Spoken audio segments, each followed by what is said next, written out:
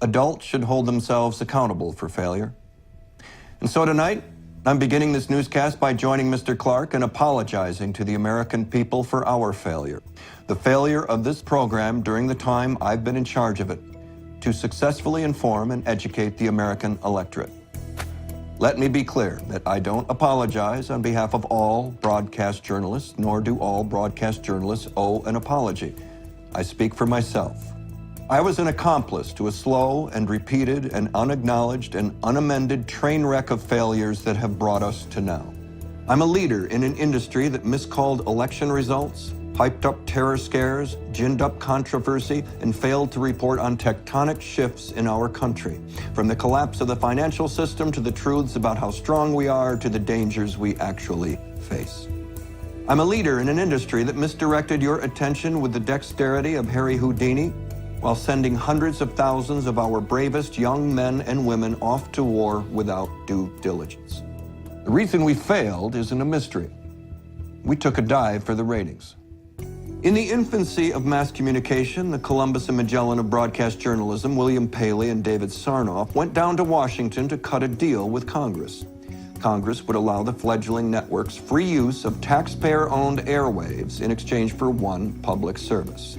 That public service would be 1 hour of airtime set aside every night for informational broadcasting, or what we now call the evening news. Congress, unable to anticipate the enormous capacity television would have to deliver consumers to advertisers, failed to include in its deal the one requirement that would have changed our national discourse immeasurably for the better. Congress forgot to add that under no circumstances could there be paid advertising during informational broadcasting. They forgot to say the taxpayers will give you the airwaves for free, and for 23 hours a day you should make a profit, but for 1 hour a night you work for us. And now those network newscasts, anchored through history by honest-to-God newsmen with names like Murrow and Reasoner and Huntley and Brinkley and Buckley and Cronkite and Rather and Russer, now they have to compete with the likes of me, a cable anchor who's in the exact same business as the producers of Jersey Shore. And that business was good to us, but Newsnight's quitting that business right now. It might come as a surprise to you that some of history's greatest American journalists are working right now. Exceptional minds with years of experience and an unshakable devotion to reporting the news. But these voices are a small minority now, and they don't stand a chance against the circus when the circus comes to town. They're overmatched. I'm quitting the circus, switching teams. I'm going with the guys who are getting creamed. I'm moved. They still think they can win, and I hope they can teach me a thing or two. From this moment on, we'll be deciding what goes on our air and how it's presented to you based on the simple truth that nothing is more important to a democracy than a well-informed electorate. We'll endeavor to put information in a broader context because we know that very little news is born at the moment it comes across our wire.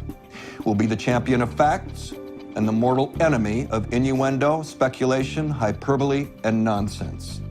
We're not waiters in a restaurant serving you the stories you asked for just the way you like them prepared, nor are we computers dispensing only the facts because news is only useful in the context of humanity. I'll make no effort to subdue my personal opinions. I will make every effort to expose you to informed opinions that are different from my own. You may ask, who are we to make these decisions? We are Mackenzie McHale and myself.